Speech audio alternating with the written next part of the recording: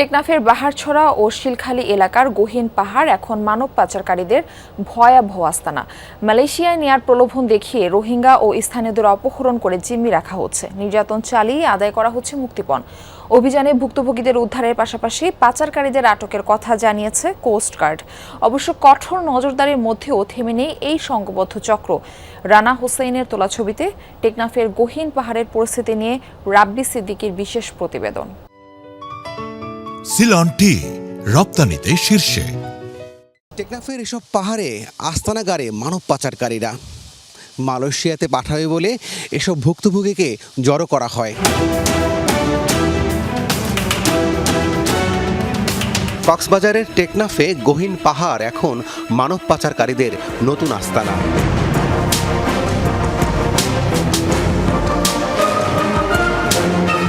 পাচারের জন্য বেশ কয়েকজনকে জিম্মি রাখার খবরে অভিযানে নামে কোস্টগার্ড।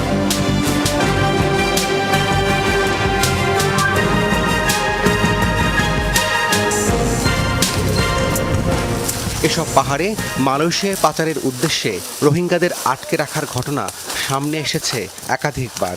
পাচারকারী চক্র মালয়েশিয়ায় চাকরির প্রলোভন দেখিয়ে ক্যাম্প থেকে রোহিঙ্গাদের ভাগিয়ে নেয়। এমনকি স্থানীয় বাঙালি বাসিন্দারাও এই চক্রের ফাঁদে পড়ছেন। ভুক্তভোগীদের অনেক সময় দিনের পর দিন আটকে রাখা হয়। শারীরিক নির্যাতন চালিয়ে পরিবারের কাছ থেকে মুক্তিপণ আদায়ের অভিযোগও রয়েছে।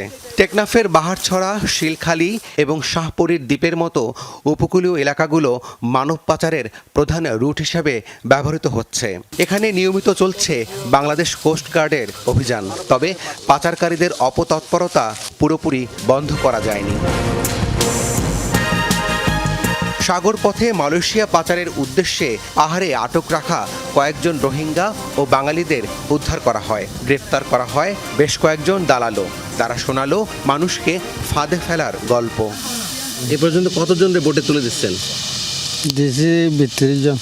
20-30 জন। পার ম্যান কত টাকা পান?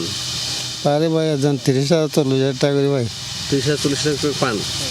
আপনার সাথে এরকম আর কতজন আছে এই দালাল চক্রের? কতজন আছে? 10-12 জন।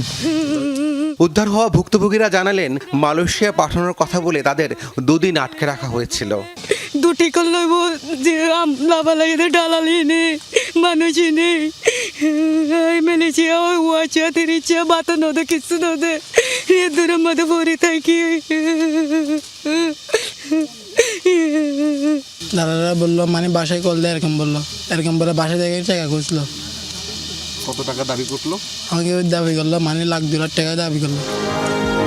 মানব পাচারকারীরা আইন শৃঙ্খলা বাহিনীর চোখ এড়াতে দুর্গম পাহাড়ি এলাকায় আস্তানা গাড়ে। নানা প্রতিকূলতা সত্ত্বেও নিয়মিত বিশেষ অভিযান চালিয়ে যাচ্ছে কোস্টগার্ড। স্থানীয়রাই পাচারকারী চক্রের সদস্য। অসহায় মানুষকে বিদেশে উন্নত জীবনের স্বপ্ন দেখিয়ে সাগর পথে পাচারের চেষ্টা চালায় তারা। পাহাড়টাকে বেছে নেয় কারণ আমরা এখানে দেখা যায় যে বাংলাদেশ কোস্টগার্ড এবং অন্য সকল যে বাহিনীগুলো রয়েছে তারা 24 ঘন্টা টহল কার্যক্রম পরিচালনা করতে পারে না পাহাড়গুলো এলাকায়, এবং এই পাহাড়গুলোতেই তারা প্রাথমিকভাবে আশ্রয় নেয় এবং পরবর্তীতে যে কোনো ধরনের যে বৈরী আবহাওয়া অথবা অন্য কোনো সময় তারা এখান থেকে প্রস্থান নেওয়ার প্ল্যান করে।